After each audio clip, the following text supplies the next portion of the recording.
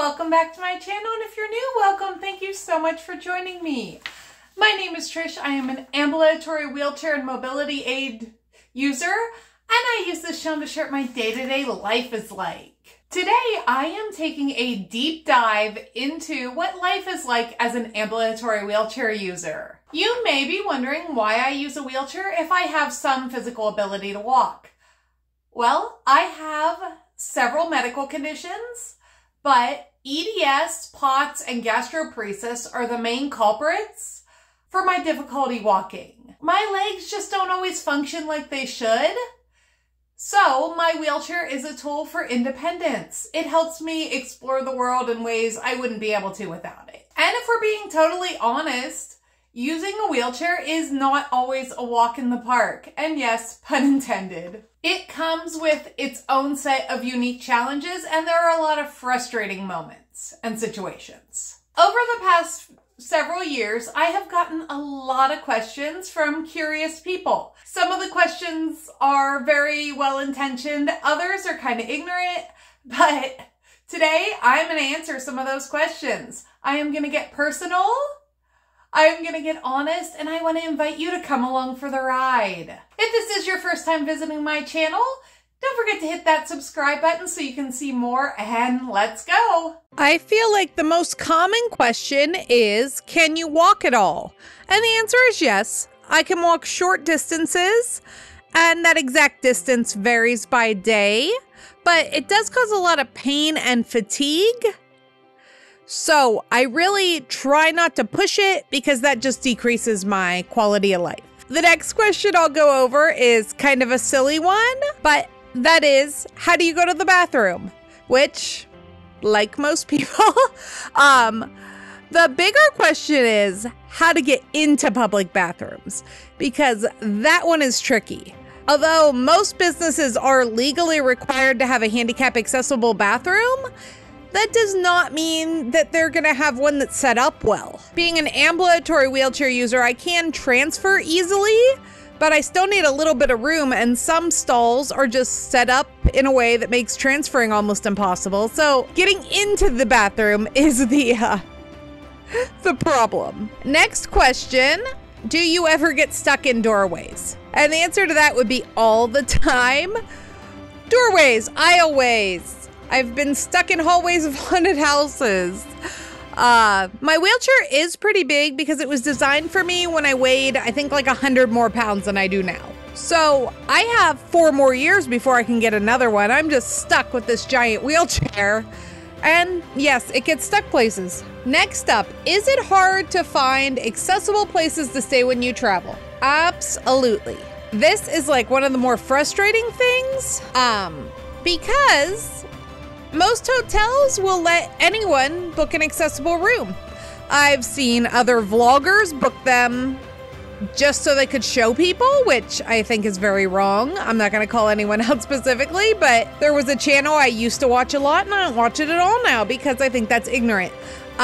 Somebody that was actually disabled could have used that room, and instead they chose to stay in it so they could showcase what a roll-in shower looks like. Sometimes I book an accessible room and then they just don't give me one. And when I go to complain, they say there's nothing they can do. They blame an error in the system. It is frustrating. Our last big trip, which was to Pigeon Forge, we actually ended up doing a condo because I could not find an accessible room in a hotel I'd want to stay at. All right, my next question I want to answer is it uncomfortable to sit all day? It can be. I have tiny fractures in my spine because I have an autoimmune arthritis. So the cushions I was given on my wheelchair are about as good as they could get covered by my insurance, given my diagnosis at the time. I am hoping I qualify for better cushions in 5 years because sometimes I'm just not comfortable. All right, the next question, can you climb stairs? Yeah, if I have to. I actually live on a 2-story house, so I do have to climb up and down the steps at least twice a day. I really try to minimize how many times I have to go upstairs because it is very hard for me. And there's always a fall risk because my joints are unstable. The next question I have, can you exercise in a wheelchair? And this is just an answer I'm gonna give personally. I can. I can't do anything strenuous, but I do have a gym membership and they have an indoor track, and I actually like to wheel myself in my manual chair around the track. That is great for building endurance for traveling, and it's also good for core body strength, which is very important. I feel like this is getting long, but I do have a few more questions I wanted to answer. Do you feel like you're missing out on things? Absolutely, but I also do a lot. I would miss out on more if I didn't have the wheelchair. Next up, is it expensive to get a wheelchair? Oh boy, is it? My wheelchair costs about $8,000. Now, it didn't cost me anything because my insurance covered it. And I'm not sure how much they actually paid because insurance has a different rate that they pay. But that is what was on the bill. Every single part of it adds cost. And in order to get it, a physical therapist had to justify every single part of the wheelchair. I have 2 more questions I'm going to answer. The second to last one is there anything you wish people understood about wheelchair users? Oh, there's so much. So first of all, I wish they understood that most wheelchair users can walk a little bit. A lot of wheelchair users are, in fact, ambulatory wheelchair users. A wheelchair is a tool. People who are paralyzed do use a wheelchair, obviously, but there are so many other reasons. So just because you see someone in a wheelchair doesn't mean they don't have any mobility, and it doesn't mean that they've been in some sort of horrible accident. Wheelchairs are freedom.